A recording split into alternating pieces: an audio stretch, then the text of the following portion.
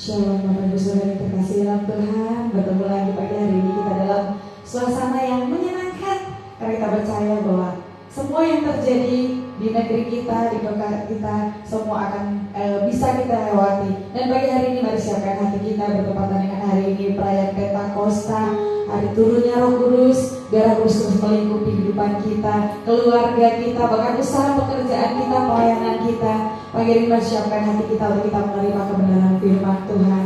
Kami bersyukur Bapa yang baik, kami muliakan Engkau, kami agungkan Engkau Tuhan. Biar Roh Kudus boleh tinggal dalam hidup kami, supaya kami bisa merasakan kasih dan anugerah Tuhan.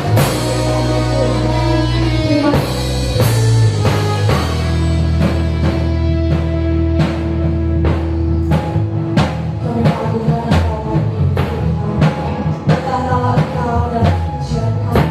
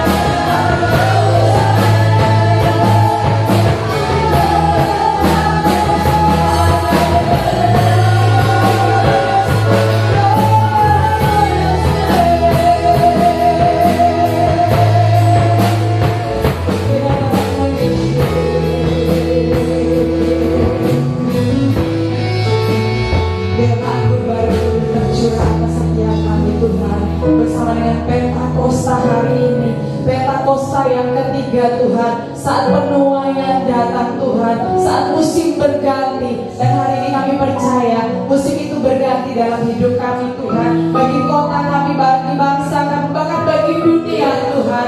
Pagi hari ini Roh Kudus dicurahkan, Roh Kudus diturunkan Tuhan. Meskipun kami tidak bertemu satu dengan yang lain dalam ibadah yang sesungguhnya, tapi ibadah yang sesungguhnya adalah ketika hati kami terpaut dengan Engkau Tuhan. Pagi hari kami terus mengagungkan Engkau, kami terus meninggikan Engkau Tuhan. Terima kasih untuk pagi hari ini, kalau kami masih Tuhan berikan kesehatan dan kekuatan baru untuk kami boleh menikmati anugerah Tuhan. Terima kasih banyak Tuhan, kami masih boleh memiliki kesempatan untuk kami boleh datang kepada Tuhan. Pagi hari ini biar menjadi pagi yang luar biasa, karena Engkau sendiri yang hadir di tengah-tengah kami, Bapa yang baik. Terima kasih banyak Tuhan, kami terus mengagungkan Engkau, kami terus meninggikan Engkau Tuhan. Biar Roh-Mu yang hidup itu boleh tinggal dan mengalir dalam hidup kami Tuhan, mengubahkan hati kami. Kami buka hati kami untuk jamahan-Mu, kami buka hati kami untuk Roh-Mu pagi ini Tuhan. Kami begitu rindu Tuhan, kami boleh bersekutu dengan rekan-rekan kami, dengan saudara seiman kami. Kami percaya musim yang baru akan berganti dan kami akan menikmati sukacita baru dalam hidup kami. Sekali lagi terima kasih banyak Tuhan. Di dalam nama Tuhan Yesus kami mengucap syukur. Haleluya, haleluya. Biar Roh-Mu yang hidup tinggal dalam hidup kami Tuhan. Thank you, Jesus.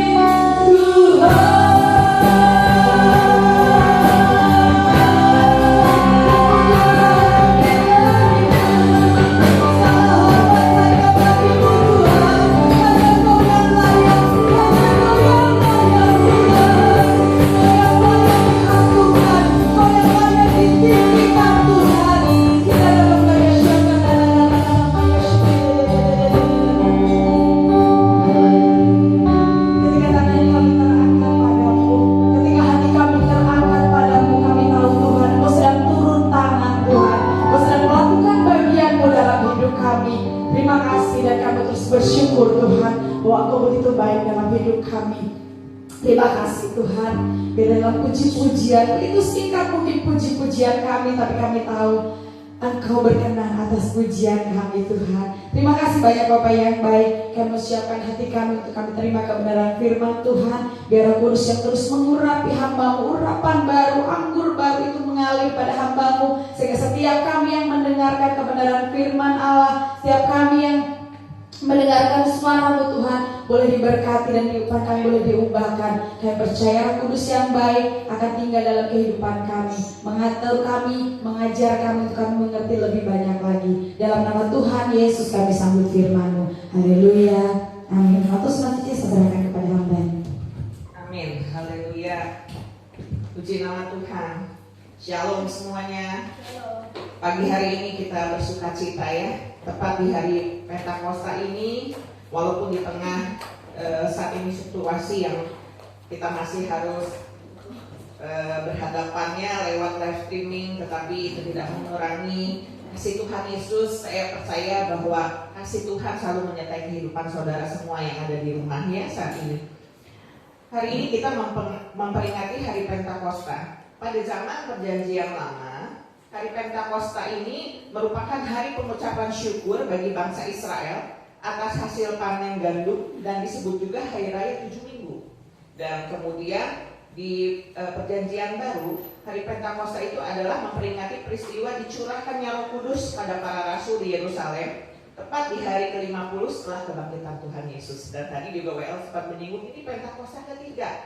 Di zaman anugerah ini dikatakan Roh Kudus itu sudah ada, sudah dicurahkan. Apa arti Pentakosta bagi kita saat ini? Kita mau baca dulu sebagai ayat pembuka ya. Di dalam Kisah Rasul 2 ayat 1 sampai yang keempat. Kisah Rasul 2 ayat 1 sampai yang keempat saya akan bacakan. Ketika tiba hari Pentakosta, semua orang percaya berkumpul di satu tempat. Tiba-tiba turunlah dari langit suatu bunyi seperti tiupan angin keras yang memenuhi seluruh rumah di mana mereka duduk.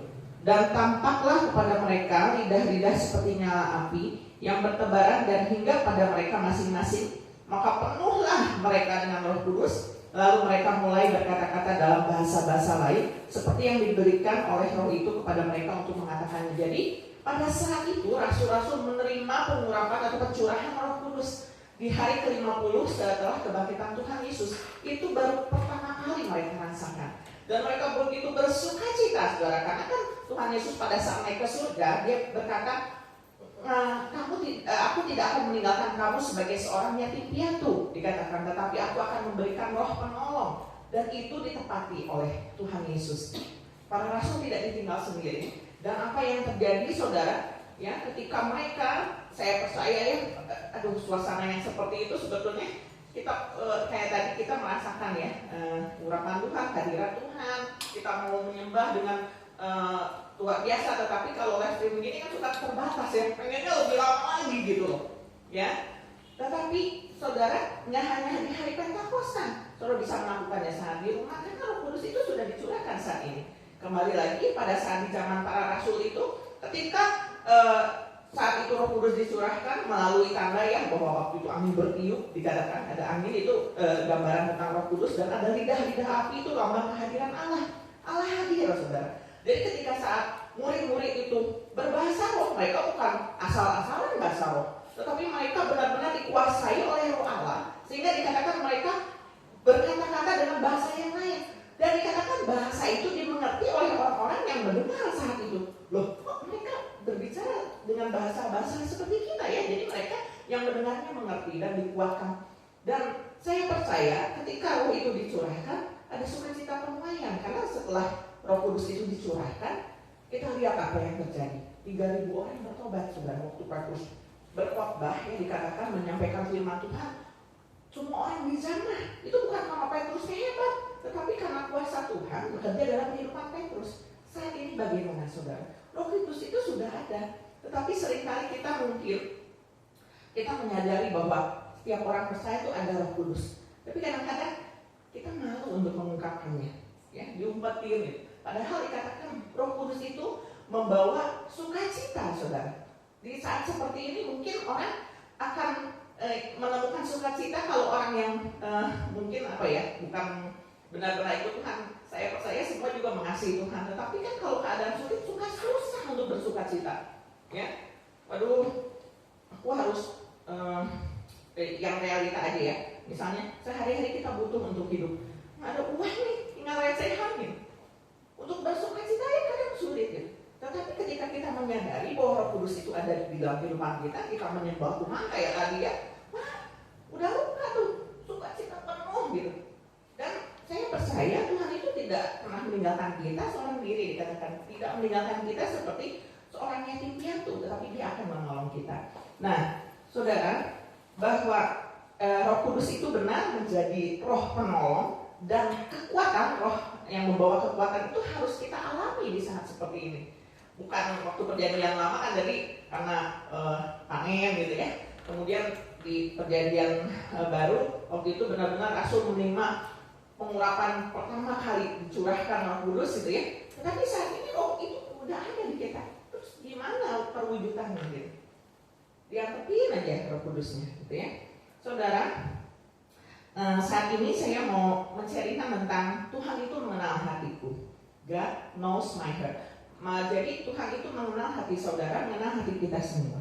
Ya, orang terdekat dengan kita, bahkan mungkin pendeta sendiri tidak tahu apa yang kita alami atau kita rasakan saat ini, kecuali saudara mencurahkannya. Atau ada mungkin juga hamba Tuhan yang dikasih karunia khusus oleh Tuhan sehingga tahu ya ketika bertemu dengan seseorang, Kudus memberitahukan bahwa orang ini membutuhkan apa ini. Tetapi kita semua orang percaya kepada Tuhan Yesus itu udah ada Roh Kudus, dikatakan, aku akan memberikan kepadamu Roh penolong. Ya, jadi saat ini kita bukan hanya sekedar memperingati hari Pentakosta. Saya tidak bicara tentang pencurahan Roh Kudus karena saya percaya jemaat KBS Kalvari pada khususnya sudah juga ada yang mungkin bisa berbahasa roh. Saudara itu harus dipergunakan waktu di rumah, saudara penyembahan gunakan gitu ya. Tapi benar-benar di sini saya mau coba men-sharekan bahwa bukan hanya sekedar berbahasa lidah saja, tetapi saudara tidak mengalami sukacita, tidak mengalami kemenangan. Buat apa saudara? Tetapi Roh Kudus itu akan membawa dampak yang luar biasa dalam kehidupan kita. Ya, tinggal saudara harus bekerja sama dengan Roh Kudus itu. Yang pertama dikatakan bahwa Roh Kudus itu sebagai penolong. Kita sebagai penolong itu berarti kita mau dibimbing oleh Roh Kudus lewat firman Tuhan. Jadi kita membaca firman Tuhan tidak hanya seperti membaca Quran, tetapi perlu bimbingan Roh Kudus sehingga kita mengerti, oh begini tuh maksudnya Tuhan. Jadi nggak hanya, wah aku hafal 100 ayat gitu. Tuhan nggak butuh itu. Tetapi kalau saudara hafal ayat tetapi tidak ada aplikasi dalam kehidupan saudara, tidak mau dibimbing Roh Kudus, masih punya kekerasan hati, berarti saudara tidak membiarkan Roh Kudus itu menjadi penolong dalam kehidupan saudara. Saudara mungkin bisa memuji Tuhan setiap hari. Ada yang senang nyanyi, punya suara bagus, memuji Tuhan setiap hari. Tetapi saudara, kalau pujian itu diurapi Roh Kudus, itu akan membawa dampak yang luar biasa. Ketika saudara memuji, orang lain mendengar, mendapatkan sukacita, mendapatkan damai sejahtera. Bukan hanya mendengar suaramu bagus ya, nggak seperti itu, tetapi mendapatkan dampak rohani yang luar biasa. Itu Roh Kudus sebagai penolong. Dan kemudian di dalam doa, saudara, ada orang yang berkata gini, ayo kalau dalam kesesakan berdoa ya, aku nggak bisa berdoa. Saudara, dikatakan firman Tuhan, kita baca dulu di dalam Roma 8 ayat 26. Di situ dikatakan demikian, Roma 8 ayat yang ke-26. Demikian juga Roh membantu kita dalam kelemahan kita, sebab kita tidak tahu bagaimana sebenarnya harus berdoa.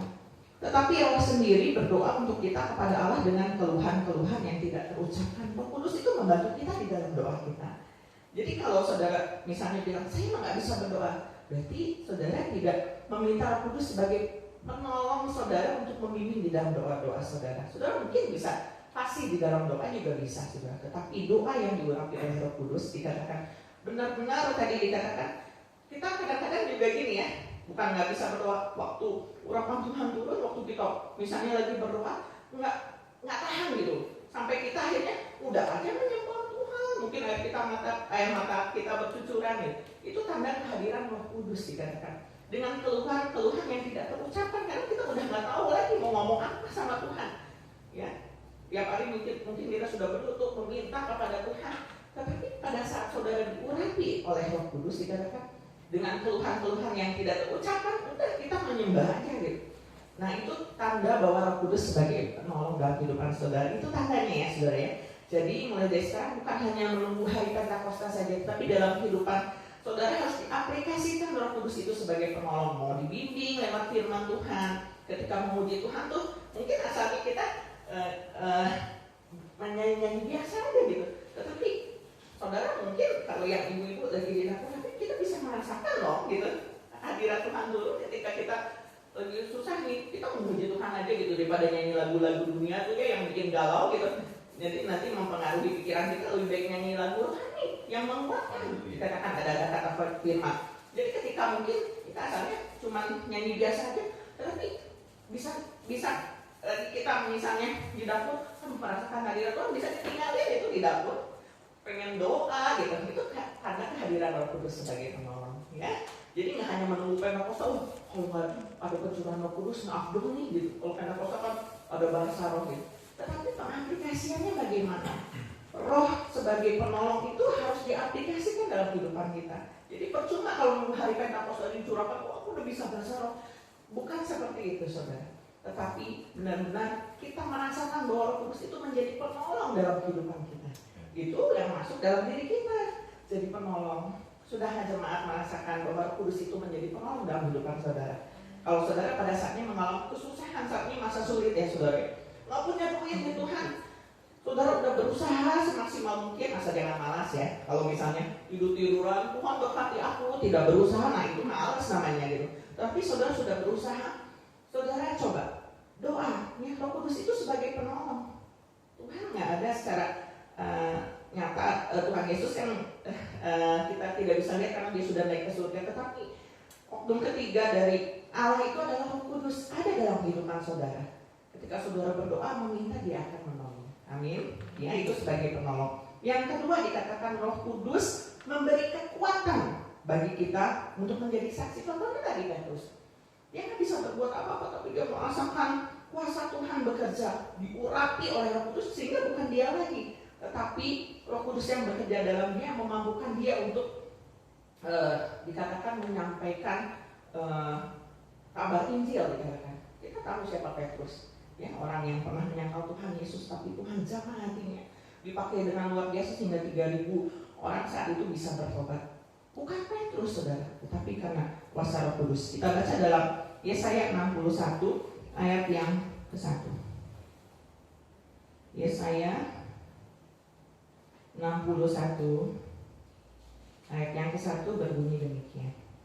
Roh Tuhan Allah ada padaku, oleh karena Tuhan telah mengurapi aku. Ia telah mengutus aku untuk menyampaikan kabar baik kepada orang-orang sengsara dan merawat orang-orang yang remuk hati, untuk memberitakan pembebasan kepada orang-orang tawanan dan kepada orang-orang yang terkurung kelepasan dari penjara. Mungkin ini kalau kita lihat kan, menyampaikan kepada orang yang remuk hati, oke lah ya, orang tawanan, masa saya harus ke penjara gitu. Dalam arti sebenarnya demikian saudara. Ketika kita diurapi Roh Kudus, dikatakan Roh Kudus itu memberikan kekuatan sama seperti yang diberikan kepada Petrus. Sehingga yang asalnya kita, aku mah gak bisa apa-apa. Banyak kan nabi-nabi yang dipakai Tuhan, asalnya mereka juga seperti saya, aku gak bisa ngomong nih Tuhan. Terus siapa lagi yang tidak pasti bicara, tetapi ketika Tuhan urapi, mereka dipakai menjadi alat Tuhan yang luar biasa. Sekali lagi bukan mereka nih ya, tetapi karena kuasa Roh Kudus yang bekerja dalam kehidupan mereka. Demikian juga kita. Mungkin kita lemah saudara saat ini, bagaimana kita bisa menjadi saksi? Wong saya aja juga mengalami kesulitan. Tapi saudara percayalah, ketika saudara mulai mengucapkan kata-kata firman yang tentu dipimpin oleh Roh Kudus, dikatakan itu akan membawa kekuatan saudara. Saudara pernah merasakan nggak ketika saudara daripada membicarakan hal-hal, aduh aku sulit nih, aku sedih, aku patah hati nih, demikiannya itu kan membawa saudara kepada hal yang lebih negatif lagi. Tetapi ketika saudara memperkatakan firman Tuhan, ngobrol, sharing bareng sama teman gitu ya, ketika teman saudara mungkin sedang nemu hati terus men-sharingkan firman Tuhan, teman saudara diberkati, kita juga merasakan ada satu yang membara, suka seperti itu ya. Wah, aku jadi dikuatkan ya. Mungkin tadi kita tuh lagi lemah, saya beberapa hari ini juga mengalami bukan stres sih, maksudnya agak galau-galau juga ya. Tetapi ketika saya berbicara, karena membicarakan firman Tuhan dengan suami atau ada yang teman gitu, lewat WA, sharing, telepon, itu membangkitkan saya kembali, membangkitkan gairah saya untuk mengingat terus kebaikan Tuhan. Nah itu roh yang memberikan kekuatan, saudara. Daripada kita terpuruk yang mikirin gimana itu, besok gimana, daripada kita mengucapkan, dikatakan kata-kata iman ya. Gembala Sidang juga minggu lalu mengatakan ucapkan kata-kata iman yang didasari oleh firman Tuhan tentunya. Itu roh yang membawa kekuatan bagi kita.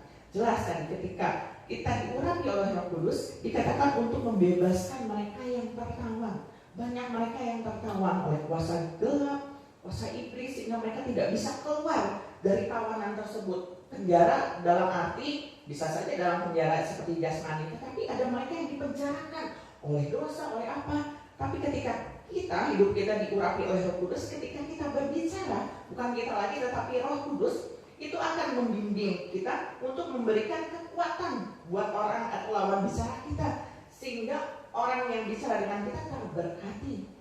Jadi ketemu kita tuh bukan karena ingat kitanya, ketemu Yobel misalnya, bicara firman Tuhan enak nih, bukan karena aku ingat ya ke Yobel gitu, enggak, tetapi karena ada urapan Tuhan gitu. Kita harus dipakai seperti itu karena ada roh yang memberi kekuatan buat kita.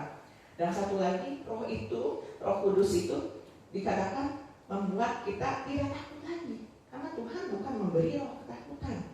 Saat ini saudara, pemerintah sudah mengeluarkan di beberapa daerah, dikatakan boleh nih beraktivitas seperti biasa, tapi dikatakannya new normal, dikatakan normal tapi kenormalan yang baru, apa ya?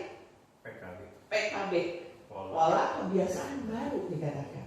Ya, setelah pemerintah menetapkan demikian, kita juga harus percaya. Tetapi kan suka ada yang bilang, terlalu cepet nih, gitu ya, ngomongin seperti itu. Oke, kita juga dikasih hikmat sama Tuhan. Tetapi kita kan nggak bisa terpuruk ya, ngerem terus di rumah, takut nih, gitu. Nanti tertular virus ya, kalau udah waktunya meninggal ya meninggal, bukan karena virus gitu, ya. Tapi puji Tuhan kita yang di sini melayani itu karena saya tahu perlindungan Tuhan, bukan kita gitu ya. Jadi jemaat jangan takut lagi ketika nanti diumumkan new normal, saudara. Makanya minggu depan boleh nih. Ada yang tadi di sini juga ada beberapa jemaat yang sudah mulai hadir. Itu karena dorongan iman dikatakan, bukan karena yang saya pernah juga khotbah so jago, enggak saudara. Tapi kalau hati saudara udah rindu, pengen nih berbakti lagi, mari kita juga akan melakukan protokol kesehatan tentunya. Udah dibebaskan gitu, terus kita mungkin agak berbeda ya, karena dikatakan new normal, tetap kita harus menjaga protokol kesehatan seperti itu ya. Yang penting jemaat tetap sehat ya. Kemudian dikatakan bahwa Roh Kudus itu tadi sebagai penolong, memberikan kekuatan, terus memberikan keberanian untuk kita tidak takut lagi. Itu roh yang membawa keberanian ya. Nah, tetapi saudara, sekali lagi bahwa Tuhan itu mengenal hati kita. Kan kita tahu ya, Roh Kudus itu ada dalam kehidupan kita. Tadi gimana nih susah pengaplikasiannya? Satu yang harus kita miliki, kita harus punya hati yang tulus, punya kerendahan hati, sehingga Roh Kudus itu bisa bekerja. Kalau kita mengeraskan hati, kita punya keangkuhan hidup, punya sesuatu yang prinsip yang tidak sesuai dengan firman Tuhan, kita pegang kekeh gitu ya, Roh Kudus tidak akan bisa bekerja, saudara. Saudara ingat pujian seperti ini. Hanya Engkau pribadi yang mengenal hatiku, tiada yang tersembunyi bagimu.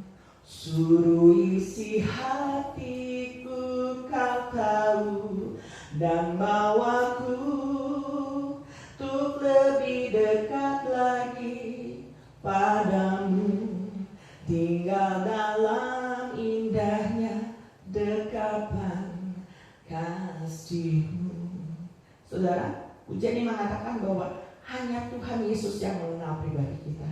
Ya, nggak ada yang tersembunyi, saudara. Saudara mungkin bisa menyembunyikannya dari setiap orang, tetapi Tuhan mengenal hati saudara. Ketulusan hati saudara, miliki kerendahan hati, agar Roh Kudus yang sebagai penolong dan kekuatan dan tadi membawa keberanian itu benar-benar terjadi atau dialami oleh saudara sendiri. Jadi nggak hanya dari kata orang lain, gimana yang mana Roh Kudusnya? Kok aku berdoa biasa-biasa aja, merasakan firman Tuhan itu kemarin juga ya, lagi kapan tuh? Tidak boleh tawar hati dikatakan. Karena kalau kita tawar hati pada kesesatan, kecillah kekuatan kita.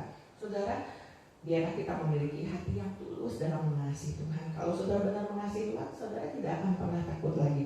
Tapi sekali lagi bukan karena kita nih ya, tapi sekali lagi karena Roh Kudus itu udah dalam kehidupan kita.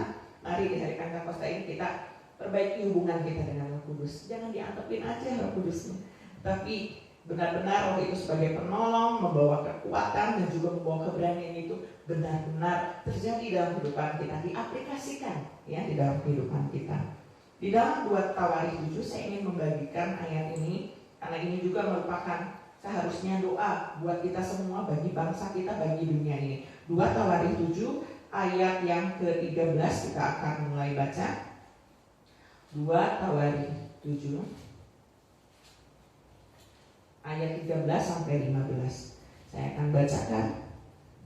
Bila mana aku menutup langit sehingga tidak ada hujan, dan bila mana aku menyuruh belalang memakan habis hasil bumi, dan bila mana aku melepaskan penyakit campak di antara umatku, dan umatku yang atasnya namaku disebut merendahkan diri, berdoa dan mencari wajahku, lalu berbalik dari jalan-jalan yang jahat, maka aku akan mendengar dari surga dan mengampuni dosa mereka serta memulihkan negeri mereka.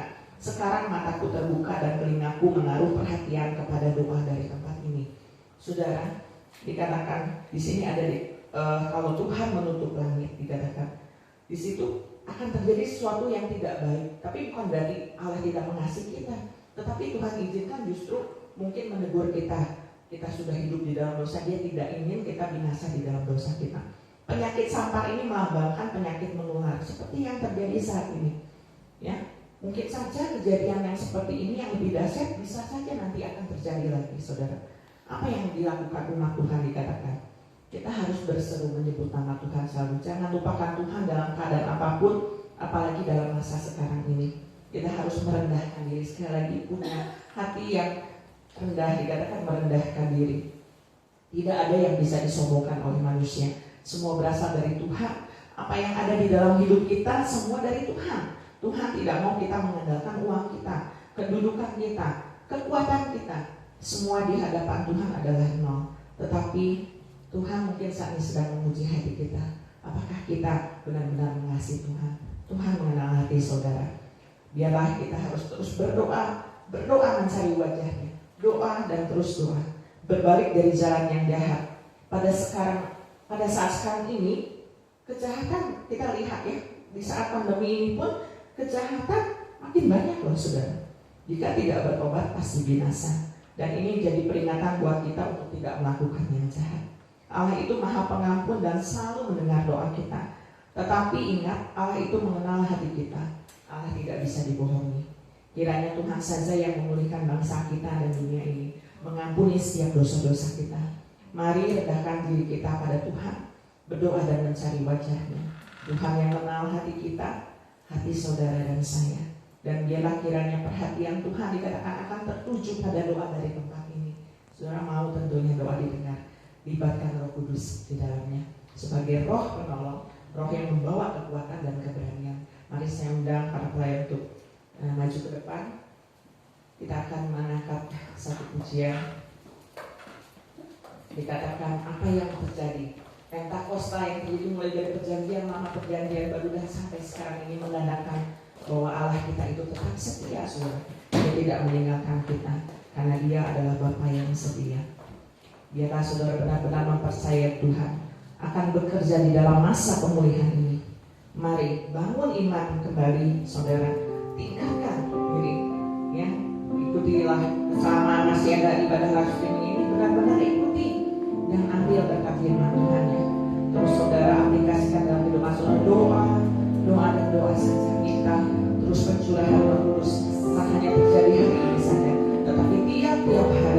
Kehidupan saudara akan dipimpin oleh Roh Kudus yang memberikan, dikatakan kekuatan, keberanian, dan Dia sebagai penolong dalam kehidupan saudara.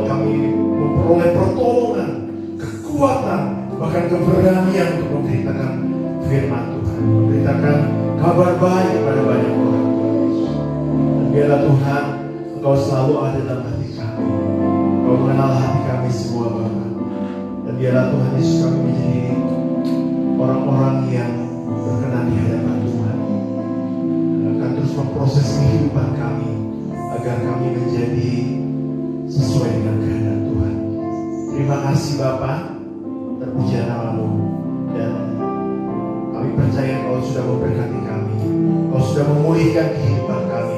Engkau sudah memberkati kami. Engkau sudah menjawab semua doa-doa kami, Bapa.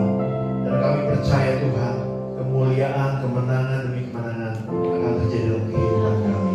Terima kasih Bapa, terima kasih Roh Kudus yang sudah terus menjadi penolong dalam kehidupan kami. Terpujian nama Bapa. Saudara, kita sama-sama angkat kedua belah tangan kita, siap untuk menerima berkat Tuhan. Diberkatilah keluargamu, diberkatilah kesehatanmu, diberkatilah pekerjaan dan hasil kerjamu, dan diberkatilah orang yang mengandalkan Tuhan, yang menaruh harapannya kepada Tuhan. Sekarang saudaraku, terimalah berkat yang besar dari Allah Bapa, cinta kasih yang luar biasa dari Tuhan kita Yesus Kristus, dan persekutuan dengan Roh Kudus akan menyertai kita mulai pagi hari ini sampai Dia datang kali yang kedua. Di dalam nama Yesus kami sudah berdoa dan terima berkat Tuhan. Haleluya. Amin. Saudara, ada pengumuman. Seperti saudara ketahui bahwa pemerintah Kota Sukabumi sudah mengumumkan, Jawa Barat ya, maksudnya mengumumkan ada beberapa daerah yang sudah bisa new normal, dikatakan aktivitas berjalan seperti biasa. Dan untuk Sukabumi dikatakan ibadah di Kota Sukabumi, ibadah boleh berjalan dimulai di bulan Juni ini. Tetapi kami tetap akan mengadakan live streaming untuk di bulan Juni ini. Jadi untuk jemaat, jadi bertahap ya. Untuk jemaat umum, saudara bisa hadir di minggu depan. Ya, siapa yang mau hadir bisa terus hadir di hari Minggu. Udah mulai hadir ya. Kumpulkan kekuatan, doa sama Tuhan, kasih roh keberanian dikatakan untuk bisa beribadah. Nanti kita udah siapkan bangku-bangku, tetap ada physical distancing ya. Dikatakan duduk ada jarak, kemudian kami menyediakan hand sanitizer, nanti juga gereja dibersihkan gitu ya. Jadi terus saudara di luar pakai masker gitu. Jadi tetap jalani protokol kesehatan ya. Dan juga untuk ibadah tengah minggu tetap midweek, jadi belum ada ibadah tengah minggu, jadi masih secara online. Kemudian kebaktian sekolah minggu juga belum diadakan di bulan Juni, tetapi mudah-mudahan di bulan Juli dikatakan semua bisa kembali normal seperti biasa. Puji Tuhan ya, tetap jadi berkat jemaat, dan kami tim pelayanan mengucapkan Happy Sunday. Yesus Kristus.